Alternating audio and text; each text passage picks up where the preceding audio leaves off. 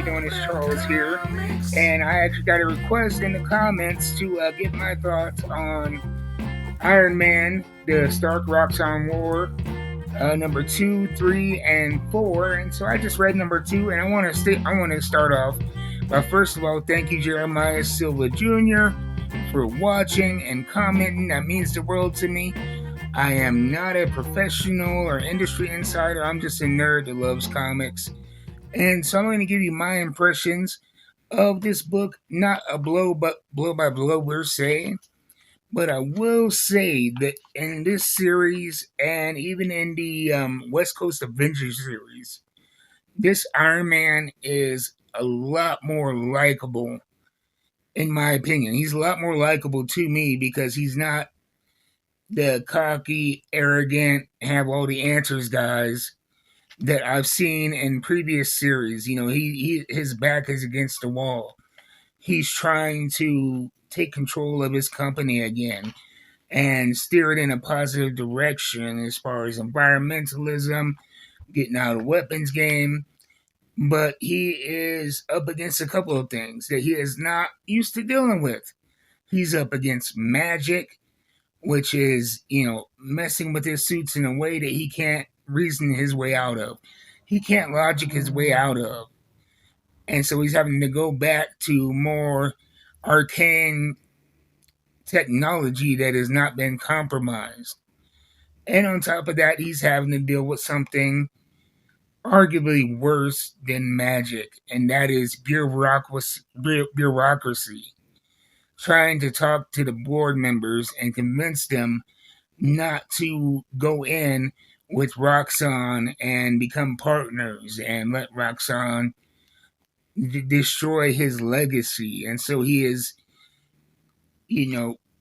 traipsing around the world, trying to talk to these, board members of his company in this archaic, Iron Man suit. And it's nice to see him humbled a little bit. And when he's talking to one of the board members, she is a character that I am not too familiar with because, like I said before in other videos, I dip in and out of Iron Man. I'm not a consistent reader, but she is one of the board members. Her name is, I believe, Monica? Yes, Monica.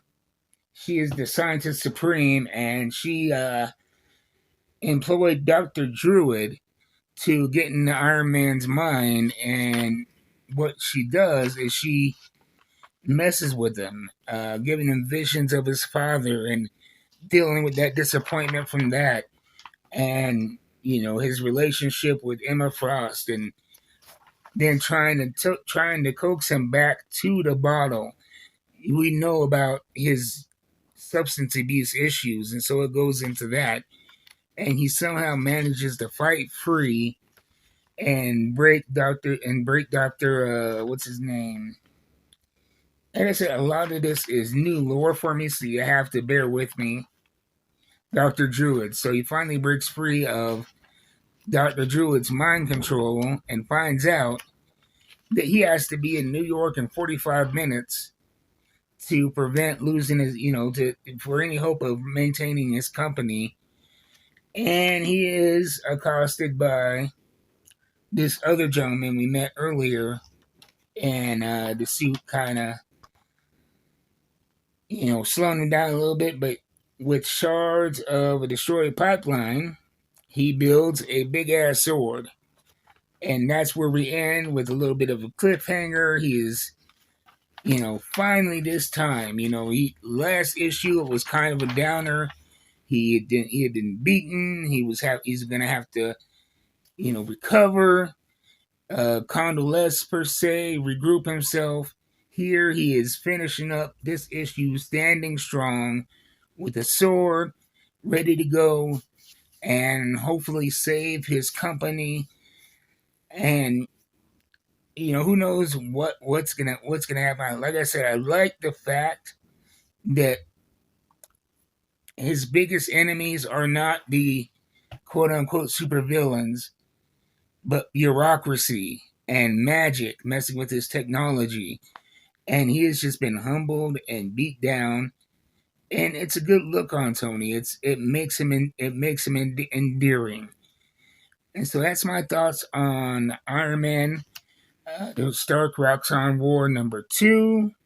I will probably be doing a review of #3. Just give you my quick thoughts on that one as well. But I really enjoyed this. I've enjoyed a lot of the new Tony Stark stuff. And if you like Tony Stark at all, I think this is a great place to hop in. And another thing too that I like while we're on the subject of continuity within this universe is Roxxon.